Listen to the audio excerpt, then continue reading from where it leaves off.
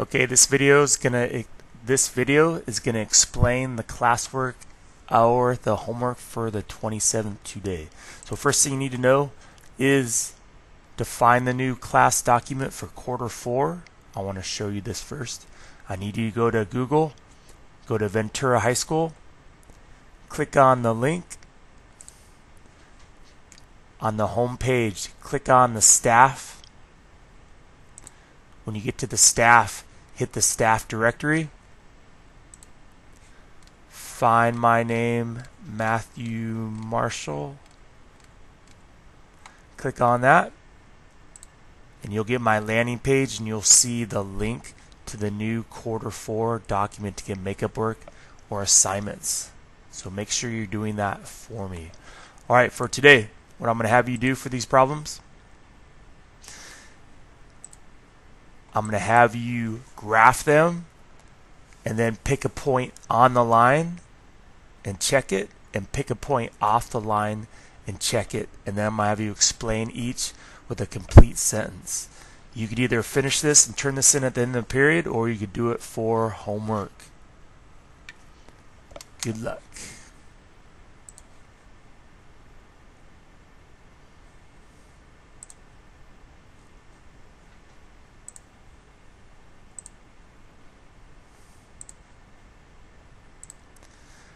So here is the first problem done for you. So again, remember what you're doing today is you're graphing using the y-intercept and the slope. So for the first one that you're looking at here, 2 is the y-intercept. This is the number where you're going to put your very first coordinate.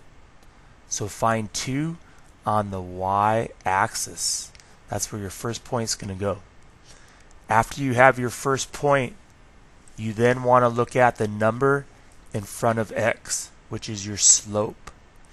So slope is made up of rise over run, which tells you how far to go up and how many boxes to go over.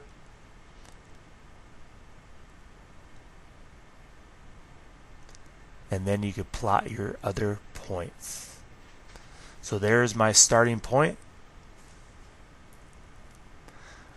From there, to get my next points, I then look at the number in front of x. If there's no number there, that's a 1. You need a rise and run for slope. You need how many boxes to go up and over or down and over. So if there's no number and you put that as a 1, that written as rise and run would be 1 over 1. So again, slope is made up of rise over run.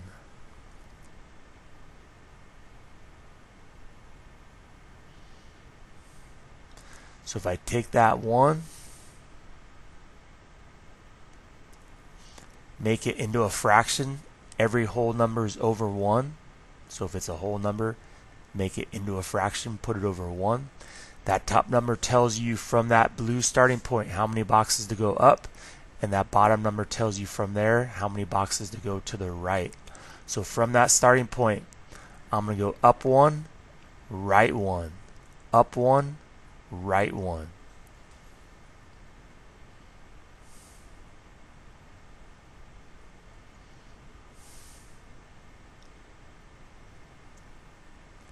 I'm going to go the opposite direction as well. I'm going to go down and to the left. Make sure you're able to stair step both ways to extend that line both directions.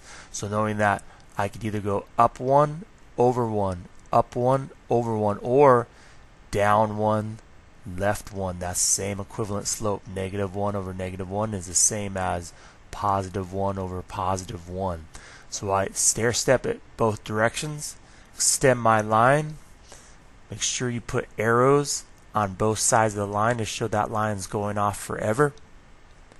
Then I want you to pick a point on that line and pick a point off that line and check it, and you're going to plug into this equation that you first graphed. So if I shrink this down,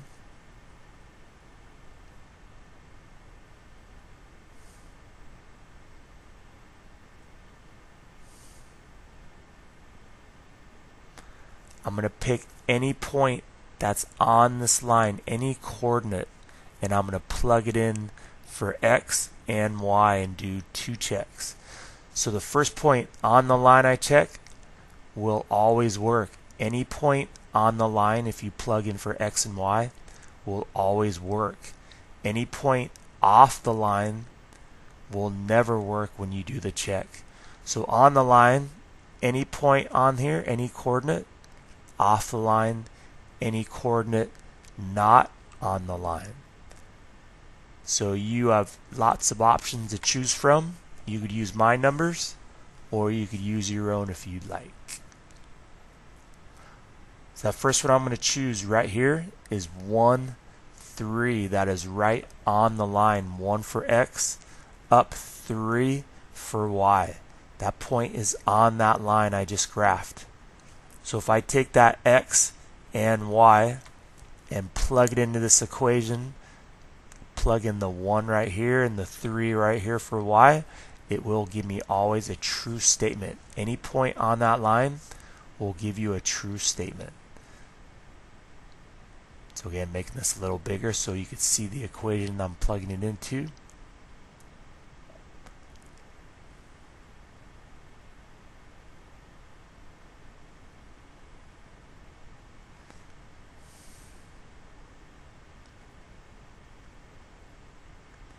So plugging in 3 for Y, I have the original 1.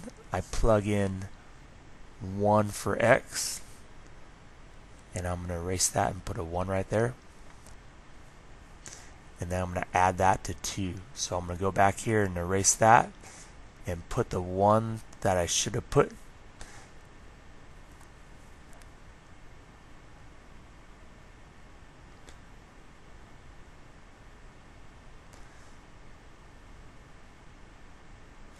That gives me 1 times 1 plus that 2 gives me 3 equals 1 plus 2, which will give me a true statement. Now I pick a point that's not on this line.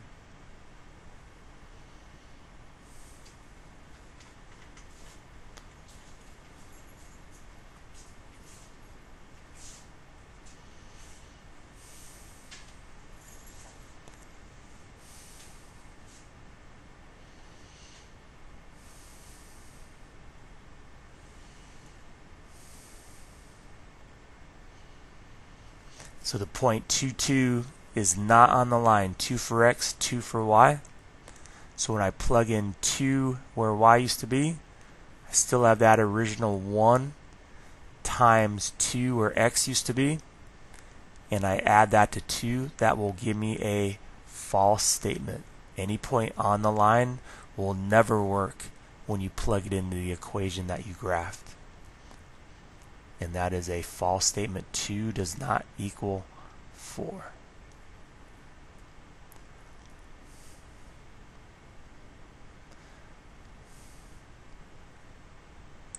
Okay, what I'm going to have you do is do these problems. The video will be playing so you could copy down with them. And then when you're done, I want you to write a complete sentence about each one that you did. Maybe you could write about how the first number by itself is where you start, or maybe how the number in front of X is the line slope, or slope has rise over run, or checking any point on the line, plugging in for X and Y will always work. Any point off the line will not work. So again, do these problems, copy along this video, or go back and watch it on the shared document, and then write a complete sentence about each one that you're doing. Good luck.